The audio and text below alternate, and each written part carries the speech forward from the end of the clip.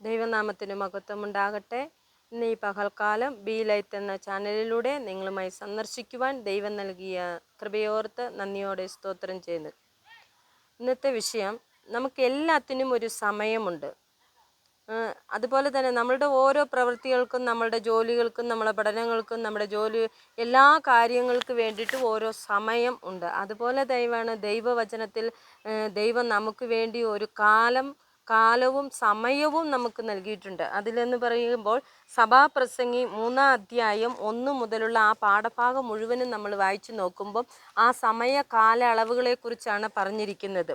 എല്ലാറ്റിനും ഒരു സമയമുണ്ട്. അപ്പോൾ ആകാശത്തിന് കീഴിലുള്ള സകല കാര്യത്തിനും ഒരു സമയമുണ്ട്, ഒരു കാലമുണ്ട്. ഒരു ജനിപ്പാൻ കാലം, അത് വളരുവാൻ കാലം, പൂക്കുവാൻ കാലം, സന്തോഷിപ്പാൻ കാലം, അങ്ങനെ ചിരിപ്പാൻ കാലം, പിന്നെ പണിയുവാൻ ഒരു കാലം, അത് തകർക്കുവാൻ ഒരു കാലം, അങ്ങനെ ഓരോ കാലങ്ങളിലൂടെ കടന്നു പോകുവാനാണ്. അപ്പം നമ്മുടെ ഈ കാല അളവുകളിലൂടെ നമ്മൾ കടന്നു ചെല്ലുമ്പോൾ നമ്മളെ പണിയുകയാണ്.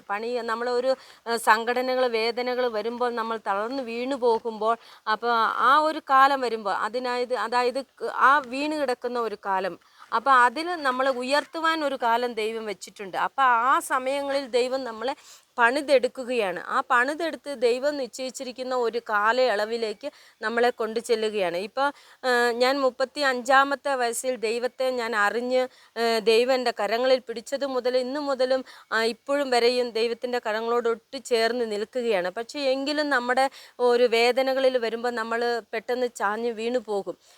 അപ്പോൾ ആ വീഴുന്ന സമയങ്ങളിലും ദൈവം നമ്മെ കൈവിടാതെ ഓരോ സമയങ്ങളിലും അത് നമ്മെ തൂക്കിയെടുത്ത് ആ തക്കതായ സമയത്ത് ഏത് വിധത്തിൽ എവിടെയാണ് നിന്നെ പ്രയോജനപ്പെടുത്തേണ്ടത്, എവിടെയാണ് നിന്നെ കൊണ്ട് നിർത്തേണ്ടത് എന്നുള്ള ഒരു രീതിയിൽ ദൈവം നമ്മെ കൊണ്ട് നിർത്തുകയാണ്. ഇപ്പോൾ 3 പ്രാവശ്യവും ഞാൻ ഇതിലൂടെ കടന്നു വന്നിട്ട് തളർന്നു വീണുവെങ്കിലും ഇപ്പോൾ ഒരു ആത്മീയ ജീവിതത്തിലേക്ക് ബലപ്പെട്ട് നിൽക്കുവാൻ ദൈവത്തിൻ്റെ കൃപ നമ്മളിൽ ഉള്ളത് കൊണ്ടാണ്, ദൈവത്തെ നമ്മൾ അറിഞ്ഞത് കൊണ്ടാണ്.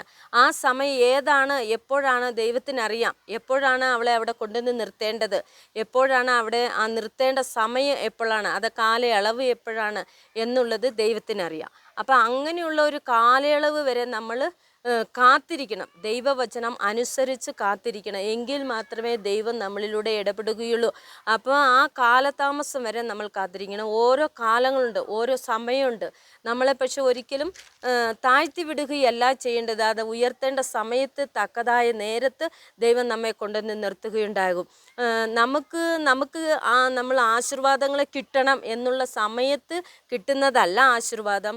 നമ്മൾ നനയ്ക്കാത്ത ഒരു സമയമുണ്ട്. നമ്മൾ ഓർക്കാപ്പുറത്ത് നിൽക്കുമ്പോഴായിരിക്കും ദൈവത്തിൻ്റെ അനുഗ്രഹങ്ങൾ നമുക്ക് ചൊരിയുവാനിടയാകുന്നത്.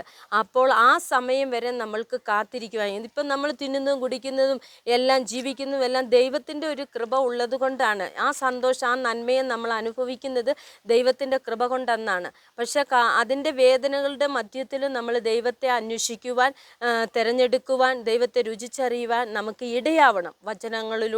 വചനങ്ങൾ വായിക്കുന്നതിലൂടെ നമുക്ക് ഇടയാകണം. അങ്ങനെ സൂക്ഷിച്ച ഒരു കാലം, എറിഞ്ഞു കളവാൻ ഒരു കാലമുണ്ട്. നമ്മളെ കീഴിൽ എറിഞ്ഞു കളയുവാനുള്ള ഒരു കാലമുണ്ട്. പക്ഷെ അത് എടുത്ത് ഉയർത്തുവാനും ഒരു കാലം ദൈവം നിശ്ചയിച്ചിട്ടുണ്ട്.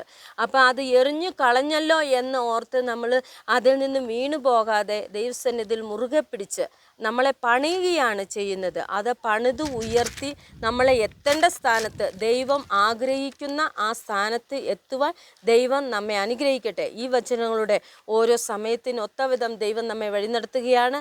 ആ വഴിയുടെ സഞ്ചരിക്കുവാൻ നമ്മളെ ഏവരും ദൈവം അനുഗ്രഹിക്കട്ടെ, ബലപ്പെടുത്തട്ടെ. യേശു ക്രിസ്തുവിൻ നാമത്തിൽ തന്നെ ആമേൻ.